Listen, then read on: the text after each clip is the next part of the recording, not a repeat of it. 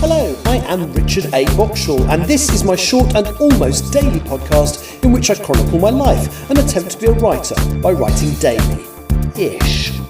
You're listening to the diary of a wannabe writer, Season 3. Hello, today is Thursday the 25th of June 2026. Welcome to the show. I'm exhausted. Yesterday was a really long working day, and with the extra hour waiting for luggage, it really took it out of me.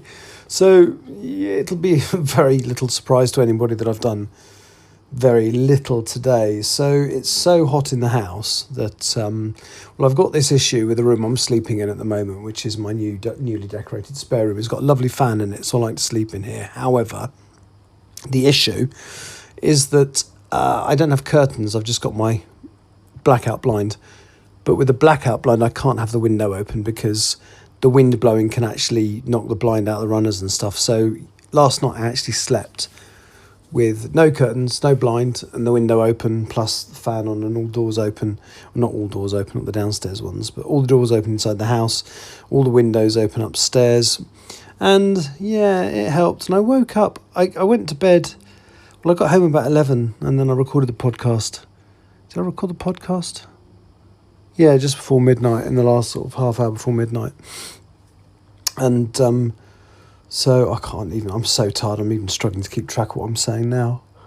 Ridiculous, isn't it? So yes, I woke up quite early and just had an incredibly lazy day, which, you know, given I was on the go for 20, what do we work out was in the end, 22 hours yesterday, I think that was acceptable. So the one thing I love about my new spare room is I've got this little orange armchair thing by the window, which is just gorgeous for light. So I actually sat down and did a bit of reading this morning.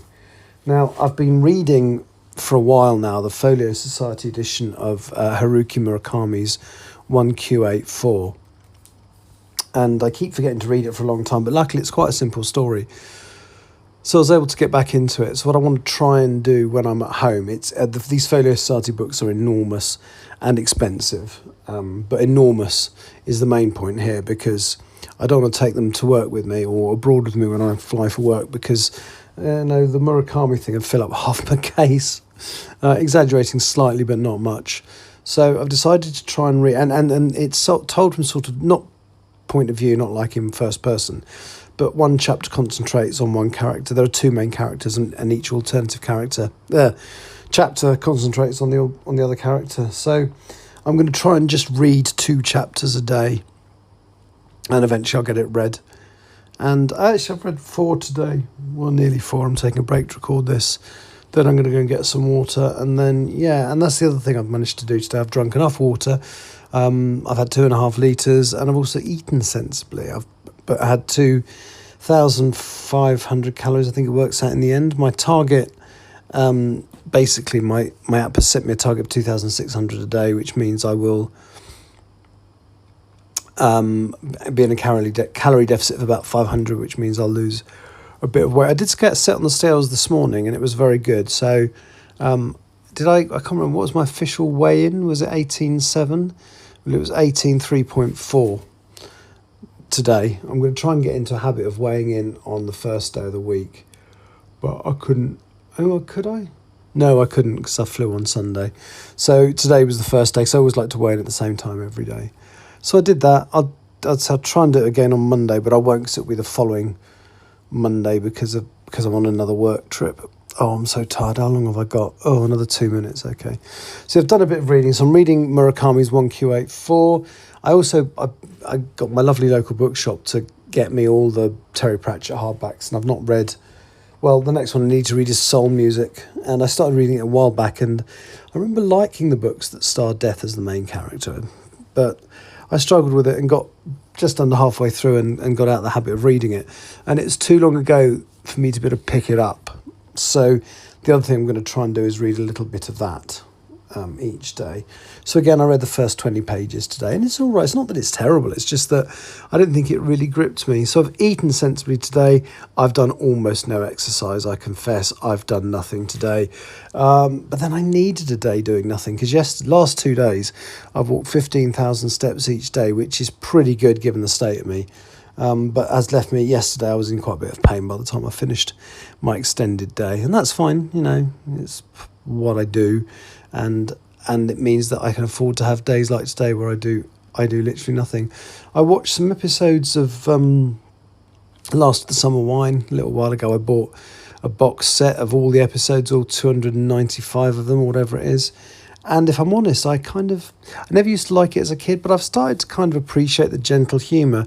But the last episode I watched today wasn't really funny. So it was the episode that was filmed in the aftermath of the death of Bill Owen, who played Compo, sort of scruffy character, who, if you say, nearly said Only Fools and Horses then, if you say Last of the Summer Wine, Compo is the character everybody thinks of. But actually, the actor who played him died whilst they were shooting the 21st series. If you've got the BBC box set, it says he dies in season 22. No, they lied. What they call seasons 10 and 11 is only season 10. So everything after season 10 is numbered one wrong. Anyway, so I watched the one where...